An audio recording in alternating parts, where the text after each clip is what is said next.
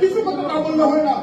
আমাদের যুক্তরাজ্যের রাজনীতি যারা করি, ওনারা যখন বাংলাদেশে যান, এত ব্যস্ততা থাকার পরেও ইমরান ভাই আমাদের এই এয়ারপোর্টে এসে আমাদেরকে স্বাগত জানানোর জন্য এয়ারপোর্টে আসেন।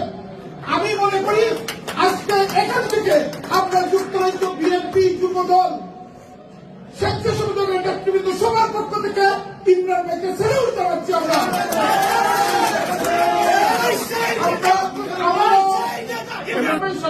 বক্তব্য ছিল, আপনারা মনে করেন আজকের এই অনুষ্ঠানকে বেনিবাজার ব্লক মন্ত্রীর নেতৃবৃন্দ আপনাদের কৃতি সন্তান মনে করেন ইমরান চৌধুরী, এটা ঠিক নয়।